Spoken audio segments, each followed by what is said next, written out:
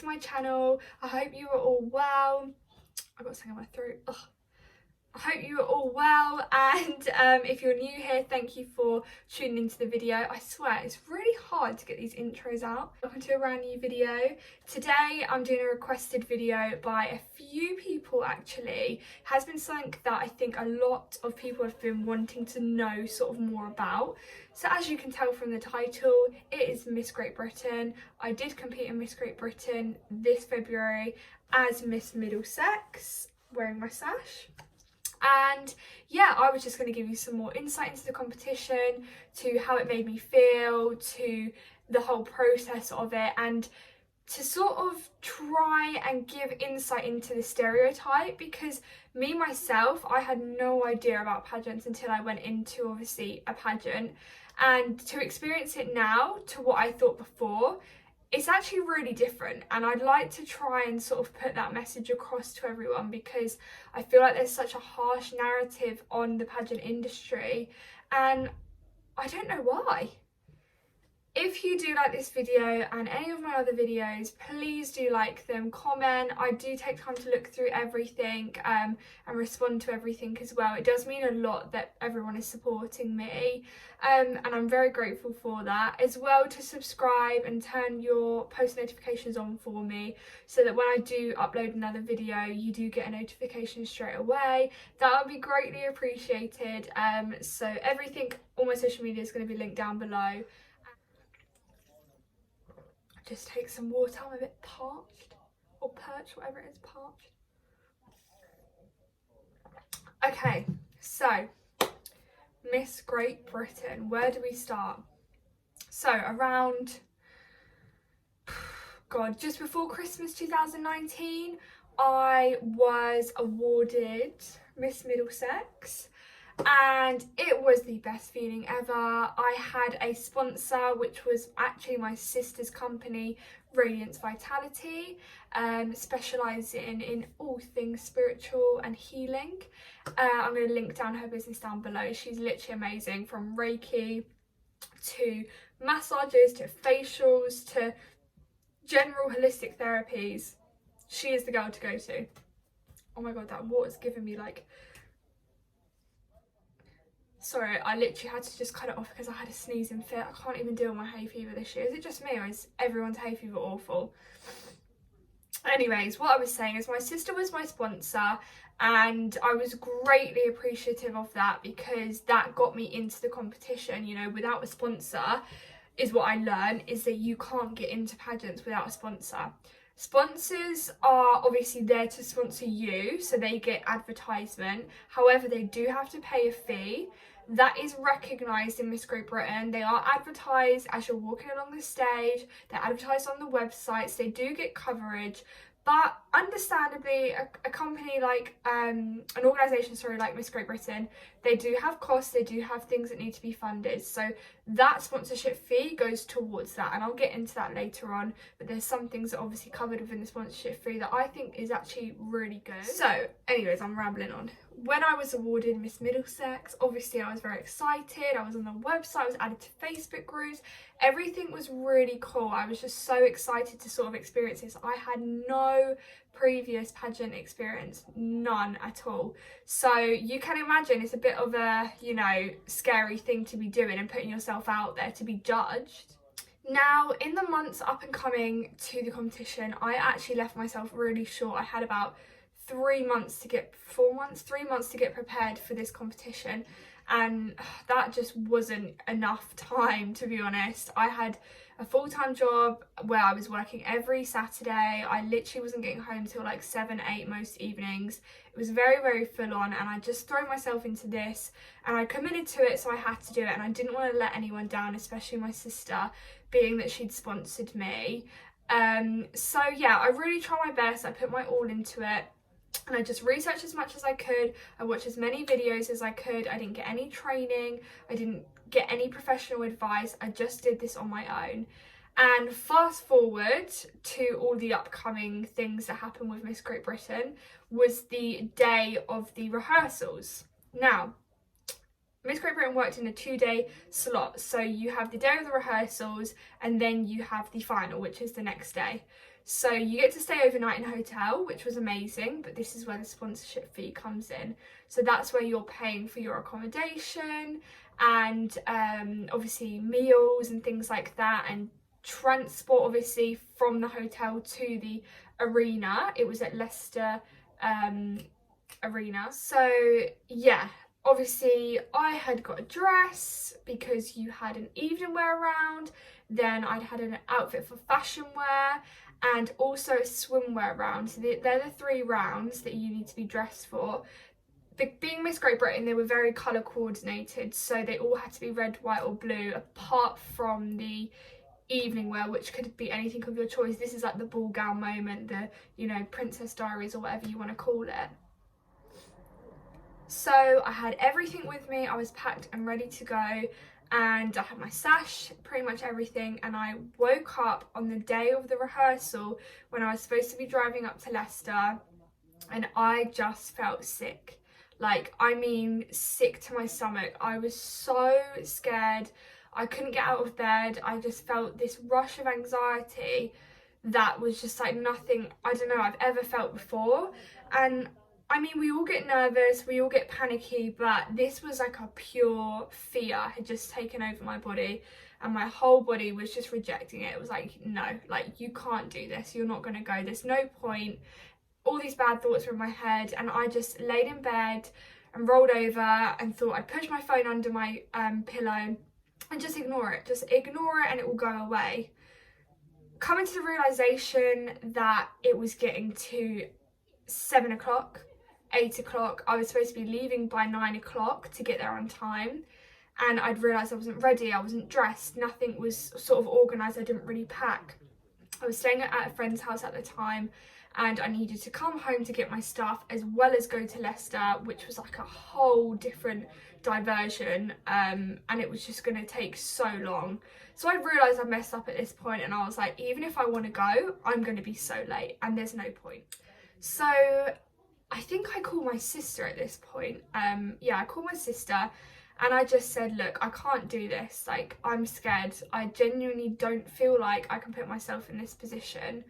I was really, really nervous about it, and she was really, you know, even though she was my sponsor, she paid all this money, she was still like, it is what it is. Like, if you can't do this and feel like you aren't ready for this, don't do it. So I panicked, and after I realised that I was going to be late, I obviously texted one of the main organisers, and I just said, listen, like, the anxiety I've got right now, I don't think I can come, and obviously I know expenses have gone into this, and I don't want you to be waiting around from me from a safety point of view. So I texted her and let her know, and she responded really quickly and just said, you know, don't worry about it, just try your best to come, and don't worry about being late, get here when you get here. So I felt so reassured even just from that simple message. So I went home, I got everything ready, and I just got in the car and I just drove. And I remember feeling like, oh my god, am I actually going to do this? So I'm driving there, and then I arrive at the car park, and honest with you, I didn't really know what to expect. It was pretty much all unexpected to me. So I walk into the Athena, it's the Athena, that's what it's called, I remember now. And it was honestly something out of Miss Congeniality, like, in the most positive way, and I'm completely saying this from like my point of view. I inside wanted the ground to swallow me up. Like, I've just walked into this room, they're all sat down, they've all obviously been here all morning. I'm late because I couldn't even get myself together, and I just walked in and everyone was sat down, you know, all in their matching Miss Great Britain t-shirts, and I was in my own clothes, and I felt like such an outsider, I can't even tell you. So then the anxiety just got worse. I was like, no, what the hell have I done? So I walked straight over to the organisers, and I'm just like, hi, I'm Poppy, I'm late, I'm really sorry. And she gave me the biggest hug, and she was like, it's okay, go to the toilet, change into your t-shirt, you're going to be all right, like sort of deep breath sort of thing. And I felt reassured straight away. So at this point, after her giving me a hug, I felt really reassured, but I still was so nervous inside. So I joined the group of girls, and at first it was really awkward. Not because of them, because of me, because inside I just didn't feel right and I really felt out of place. Like, it was Miss Congeniality to another level. I was Sandra Bullock that day. Like, I looked a mess compared to these girls. I was like, wow, they have clearly, you know, prepared for this for so long. They know exactly what they want and what they're doing, and I didn't feel worthy to be there at all. But soon enough, I met a few girls who were actually quite local to me, who made me feel so welcome and didn't even make me doubt it for a second that I should be there or shouldn't be there. So then I'd obviously missed a few things at that point, but the first thing that I did get involved in was the group photo, which we all did around the Athena. It was actually amazing. We were all lined up and the cameraman sort of just followed us all the way around, and the photo came out incredible, and we had the winner from last year in the middle, and it just looked great. It was so like women united, like it was amazing. So at that point I did start to feel a bit more comfortable. And yeah, so they made me feel really comfortable, these girls. I still message them now. They're honestly the most lovely people I've ever met. And then we started with rehearsals. So this was like dance routines, learning the opening dance, the dance for our group and things like that, which was like amazing. But if anyone knows me, I've got 2 left feet, so you can imagine how I felt in this situation. I was like, great. But you know what? The choreographer, Lisa, and the dance instructor, she is as well, was absolutely amazing. She was so patient with everyone, especially me. I really had no rhythm, and she was really, really patient about it. So all credit to her as well for organising the whole thing, because the whole opening scene looked amazing. Honestly, it did, even with me. So now I'm trying to remember correctly, I think we then basically went back upstairs and we had like a photography session with the photographer where he did just like almost like a portrait of us in our sashes, just in our finalist t-shirts, and it was great fun. Like, it was really nice. Again, like, I do love the camera, so that was fun. But then we had to sit down and basically do this interview thing, and it's all in the video that I did buy from the photographer in the end, that you can see how it sort of ended up, and it makes sense now why we were filming it. So it was like an interview of why you're in Miss Great Britain, what you stand for, how you think it's going, etc, etc. So that all came out great, which was good. And then we had the interviews with last year's winner. We were being judged in terms of, it's almost like it's an interview in general, which I didn't really understand the concept, because I was asking the girls and they'd really prepared, you know, some of them had flashcards, things that they'd really taken time to write down and, you know, prepare for this. And again, I'm sitting there like, okay, I haven't done any of this, I didn't know this, I'm a bit stressed now because I'm gonna have to wing it and just sit in front of these, you know, last year's winner and 2 other really important people and sort of sell myself to them in a way where I'm going to be selling myself as a good candidate to represent the country. So obviously there's a bit of stress there, but again, the girls there made me feel so comfortable enough to be prepared. So the day closed, as far as I can remember, I don't know if I've got the 2 days mixed up, but the day closed with the interviews and the final dance rehearsal, and then it was time to go and find who you were going to be buddied up with in the hotel, as we were all sharing a room. Again, the sponsorship fee had paid for that, so it's quite, you know, it's quite good. So I found out who I was partnered up with, really happy, because it was some of the girls that I'd spoke to already, which I was really happy about. Again, they're lovely girls, I'm still in contact with them now. And yeah, so I was feeling a bit more comfortable. Obviously the day had been quite stressful. We've been on our feet all day pretty much. It's hard graft, okay? It's not what people think. You're not just prancing around. You're wearing these heels, learning a dance routine. So I took one of the girls into my car from the car park, and we went back to the hotel and obviously got assigned our rooms. The hotel was unreal. It was the Novotel, which was opposite the Athena in Leicester. It was literally like, I think it was brand new actually. Like, the decor, everything was great. So it was like a studio apartment you were almost in. You had like a kitchen, everything. So the apartment itself was amazing. The hotel was amazing. So obviously I'm excited. I'm like, oh my God, we're going to be here, you know, together, all of us. This is going to be great. And then at this point, I'm like getting more nervous because I realise that the fashion round is actually part of that evening, not the final the next day. So we had to go back to the hotel, we had to get ready, get dressed, and then do the fashion wear, which was a catwalk in the hotel lobby sort of area, or one of the hotel reception rooms, in front of all the judges again, and then their guests, which was, it was like a catwalk, you know, like I don't know, London Fashion Week, there was people on each side and you walk down the middle in sort of like a synchronized order. And this is what we had practiced today at the rehearsal. Okay, we all need to get ready, so we got ready quite quickly, all of us in the room. It was quite funny. to try and like rush and get ready for this. And then we'd got to have done the routine that we'd practiced that day all together. So we get ready and we walk down to the hotel lobby, and the Ms. Great Britain's went first, because this was the first year, remember, that the Ms. had been involved. So it was Ms. and Miss Great Britain, so there was going to be 2 winners crowned. And we walked down and they had their first catwalk, and it was honestly, they looked unreal. Like, everyone looked unreal. It was so nerve-wracking to see everyone sort of, each of them go around the corner and then walk down the runway. I was like, oh my god, because we couldn't actually see it. So I was like, oh my god, what does it look like? How many people are there? I don't know how I'm going to feel when I walk out there. And then it's your turn to go, and you walk out with your group in your little formation, and you turn the corner and you see that there's a few people there. So my legs, I barely can remember it. I think I was so nervous I just blocked it out, but my legs must have nearly fallen apart. I was like, I didn't even know which way I was walking. Everyone looked stunning. The whole organisation looked great of everything appearance wise, and I was just standing there a nervous wreck, like, I'm going to mess this up for everyone. The photos are going to look awful, but you know what, we're here, so let's do it. Something just kicked in, and when it was my turn to walk down the runway, I literally just went for it.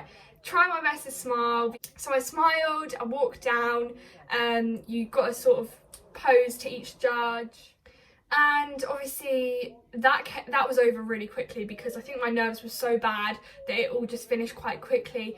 And then we had sort of like a little bit of a celebration evening where everyone we were having our buffet, and everyone was sort of gathering around, and you could invite family and friends at this point to have like a mini buffet sort of celebration for the final tomorrow. So it was nice to be dressed up with the girls and sort of have that time to chill out and everything. But again, I don't know what it was. I think I let the fear just eat me up inside, even though I really enjoyed the catwalk. I think now looking back at it, I really did. I just let fear completely take me over, and I really let fear get the better of me.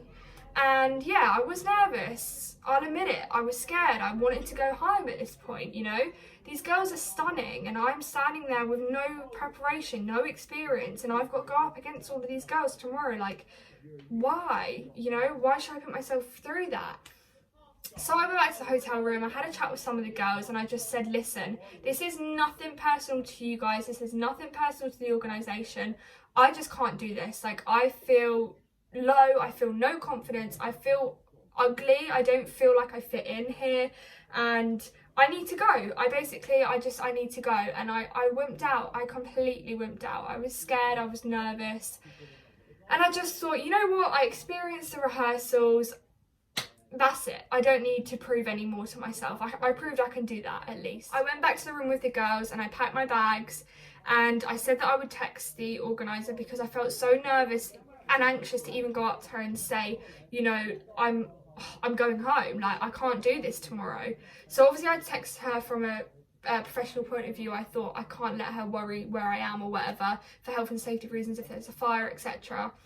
So I said to the girls goodbye, I said my goodbyes, and I went and I texted her as soon as I got in the car park, and she responded literally straight away. She sent me a really nice long voice note, just supporting me, just saying, you know, if this is what you have to do, that's fine, but please, you know, I wish you would have spoken to me, we could have sorted something out. And now looking back on it, I wish I did speak to her, because she's one of the most lovely people I've ever met in my life, and really, really supportive. And I'd realised after all of this, fast forwarding, it was just me. It was my fear. It was nothing to do with this organisation. It was how I had let the stereotype get in my head and let it pressure me before even trying, before even putting myself out there.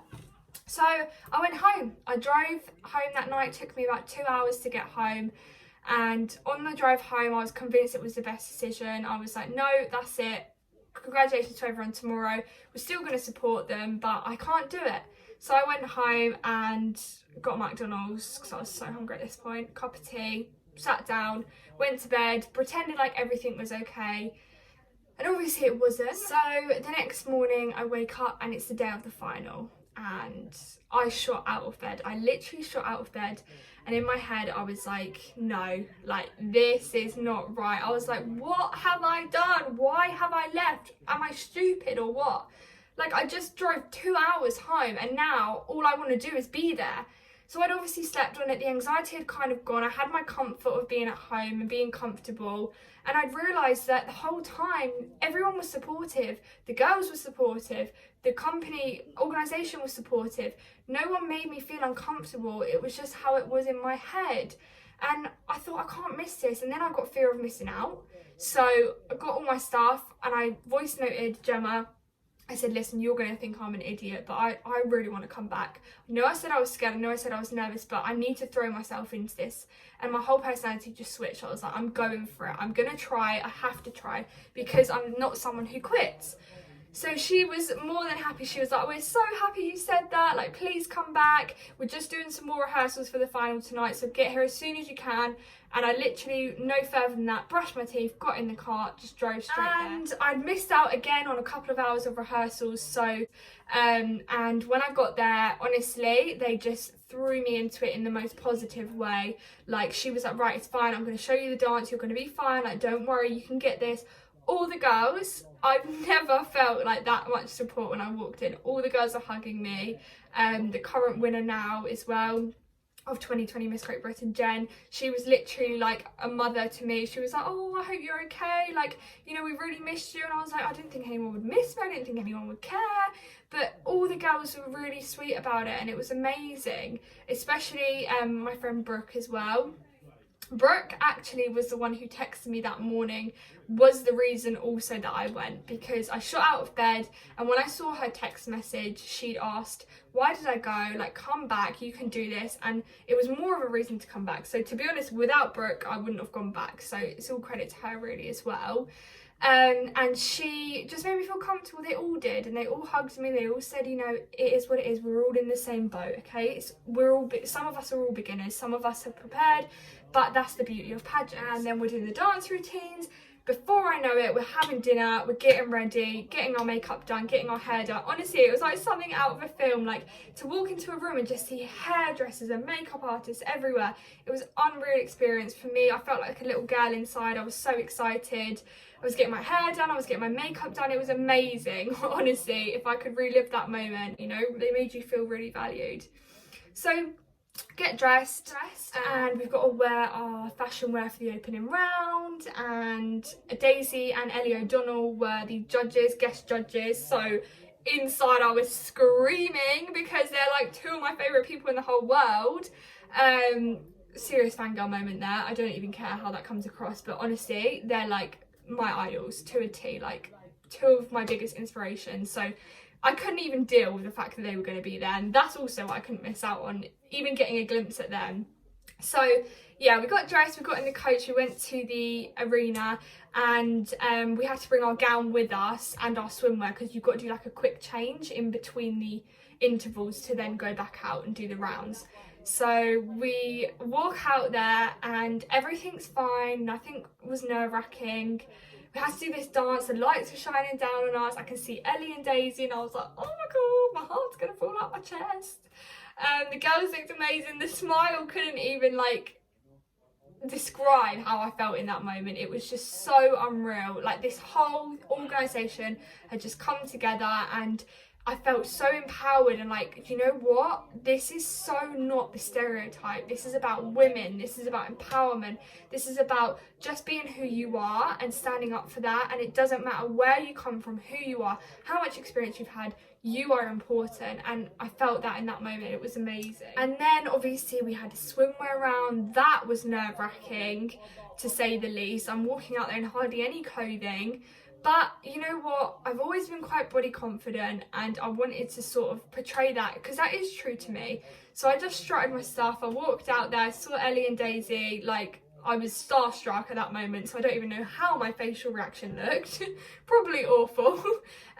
But I was so happy. And then obviously we had our gowns, and I fell in love with pageants. I literally just fell in love with them. Miss Great Britain made me fall in love with pageants, and I cannot wait to do the next one. I've just been thinking about it ever since, you know, so many important things that go into it. Fundraising, raising awareness, being an advocate for society, building campaigns, building each other up. And I learned so much about so many other women there and to see what they'd achieved, and it just motivated me so much. I felt motivated, empowered, I felt successful, and I felt prepared. I was more prepared than I ever would be.